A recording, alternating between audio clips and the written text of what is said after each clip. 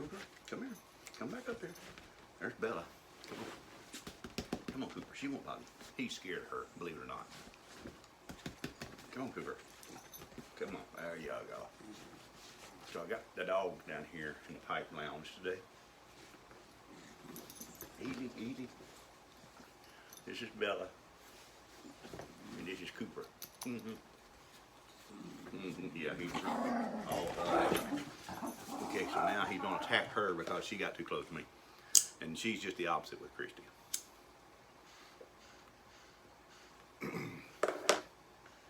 Saturday morning, 9:52. Bit frosty this morning. I think it was about 26 when I got up at 8. So last time I checked, it was up about 36, about another 4 degrees, and I'll be able to get outside and work. There you go. Cooper, what y'all into over there? So, here this Saturday morning, here at the house, here on the ranch. Oh, my goodness, a flamethrower. Let's see, you might want to turn that thing off. I got a little heater on down here. It's kind of warm. I mean, kind of cool down here. Smoking me a little bit of Cornell and Deal autumn evening. And my granddaddy's Willard pipe.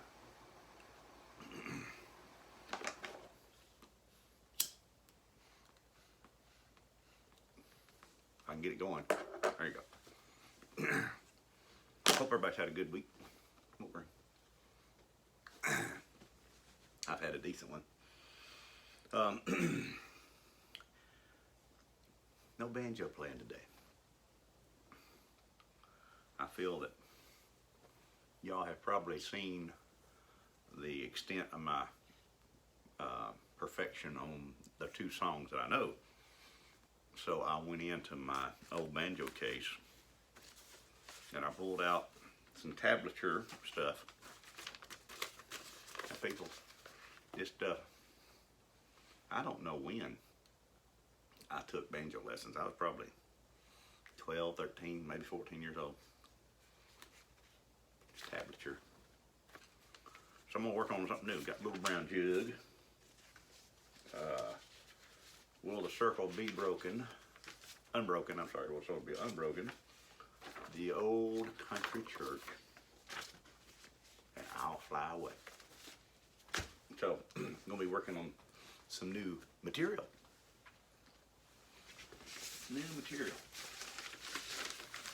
So put that over out the way. Yep. I'm gonna go buy some fence posts today, start working on that fence. I put a video up a few weeks ago. I got down there and prepped for it, but I actually gonna start working on it now. Last weekend was a washout. It was so wet and nasty. So, and plus we took a road trip and had to leave, you know, a little bit earlier than what would have been nice to. I don't even, can y'all even see him on this couch? I can't tell in the video. Come here, a little bit closer. I don't bite. There you go. This is my buddy. Cooper is my buddy. Me and him just like 2 peas in a pod. Yeah. You want some pipe? Nah, I'm sure you did. He looked at me like, are you crazy? He's never seen me smoke my pipe, so he may not like the smell of it. You don't like the smell of my Cornell and Deal, Cooper? See if I can get him to growl. One more time. There you go. He's grumpy. Oh, I'm into the 22nd chapter of Exodus, and reading right along. We've actually passed the 10 Commandments, and getting on over there. Yep. So if you have a reading program for your Bible this year, I encourage you to continue on with it. I'm working on mine. Now we're going to read over here eventually where it talks about the children of Israel's shoes and their clothing, and how they didn't wear out. 40 years they muddled along in the wilderness, and their clothes never wore out, and their shoes didn't wear out. Got me thinking about shoes. especially boots. What's the deal with boots, folks? But hey, they're good to wear. I got 3 pair of boots. Well, really, I have more than 3, but I got 3 pair that I want to talk about today. The first pair is a pair that I bought after I got a job. Fancy boots. Or at least I thought they was. Me and my buddy Mark, we went and bought boots. Tony Llama elephant skin. 1986, maybe 87. I can still wear them. I like them, and that elephant skin is tough. Had them resold one time, but the right one, one of them, something just ain't exactly right in the step, and it makes for an uncomfortable step. They're handmade boots, or they were back then, from El Paso, Texas. Matter of fact, pardon me.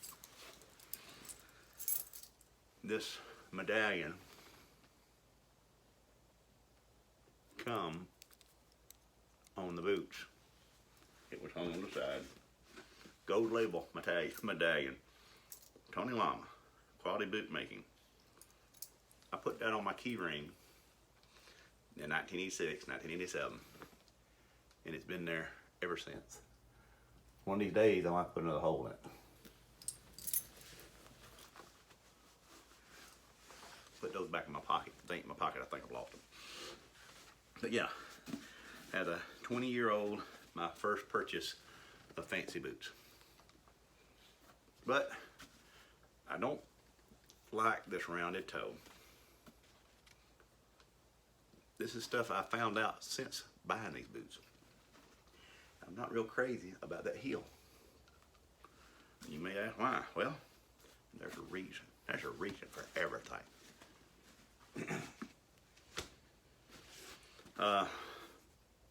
Growing up, when I got boots, they were dingoes. Yeah, I had those in elementary school. My Uncle Jack, he wore boots everywhere. If he didn't have flip-flops on, he had boots on. Well, he did have some tennis shoes that he wore, but anyway, he's country music business, you know. But he wore boots all the time. So then, I don't know. I don't know if I bought the next pair or I had a girl. Maybe I had a girlfriend. Maybe that's what it was. I think that's how I got the next pair of boots. And they were very, very similar to these. These are Justin's. Now these boots are fundamentally different than my Tony Llamas. Because these are not but maybe 5, 6 years old. They're some good boots though. But look at this boot. You see this heel right here? I think it's called the cowboy or saddle heel. It makes walking so much more comfortable. These boots with this heel, I'm not sure. I think I looked it up one time. You see the rake of the angle on the back of that one and the rake of the angle on this one? As you're walking, it makes for a more fluid movement. Where this one goes clunk, flop. This goes clunk, I mean clunk, flop, clunk. And I also love the more pointed toe. These are cockroach killers. Well, yeah, cockroach killers. A little boy I went to church with, he got some boots, and he was showing me his boots one Sunday at church. And he had the more rounded toe in his, little boy boots. And I said, well, you got the wrong type of toe on yours. I said, I got cockroach killers on mine. He said, what? And so I went to the corner of to a corner in the building, and that thing fits right up in that corner almost. I said, see, I can kill cockroaches in corners. That little kid went to every corner in that church trying to figure out if his boot would fit into the corner. Oh man, funny things. All right, and then we go to my everyday wearers. Every day. Yeah. I'm a machinist. Steel toes. They come way up on my leg. My daddy told me when I got the machine and started having trouble with my feet, he said, son, get you some boots that come just as high up on your leg as you can get them and tie them up tight. And people, it makes a difference. He learned that in the Army. But my wife likes to call these my Herman Monsters because they do add about 1.5 inches of height to me. But there again, they have a heel. I have found with my plantar fasciitis that a heel helps immensely. That's when I started wearing these things all the time because they started really making a difference in the way my feet felt. The dogs have disappeared. Oh, there's Cougar. And Bella. Bella. Yeah, she's over somewhere. Yeah, these are my Herman Monsters. They're Red Wing. Thus far, the best boot I found. I mean, now, Sears used to make a real good die-hard boot. I think called a die-hard. And I love those things, but they quit making them. But they didn't have near the heel that this one has on it. But yeah, they have the Mickey Thompson groundhog grabber tread on them. And if you have a good shoe man, he can replace the soles. My good shoe man passed. So, but yeah, they're not cheap. That's like I think right about $300. And they'll last me 1.5 years, 2 years. But yeah, these are my work boots, and they work very well. These are my Sunday go to meeting boots and going out in public boots. And you can tell I wear them because look, they need to be a little shining done. That's where my foot rubs driving my truck. And these I no longer wear them because, like I said, they just don't fit my foot right. My foot has changed over the last 30 years, believe it or not, folks. So anyway, well, I'll let it sit down there and go to sleep. So that's it in the boot business. And you know, boots, it's like a box of chocolates. You never know what you're gonna get. So anyhow, just thought I'd check in with y'all, share my boot story with you. What's your boot story? How long have you been wearing boots? Do you wear your boots regularly? All right. So, I hope everyone has a good day. I have rattled on way too long. I appreciate you stopping by. I hope I have not taken too much of your time. I encourage you to continue on with your reading program, schedule, whatever you want to call it. Like my video, I'd appreciate that. And I'm going to get on out here and go to Gant's Feed and Seed and buy some fence post. I wonder if I got the right clicker here. But anyway, y'all have a good day, have a good evening, good week, good day, good life, all that other stuff. And we're just going to do what comes natural. We're going to live and live until we die. Jeff Eubanks, simple life.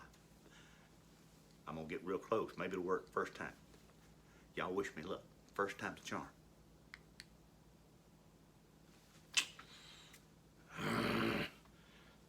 One more time. Second time, maybe.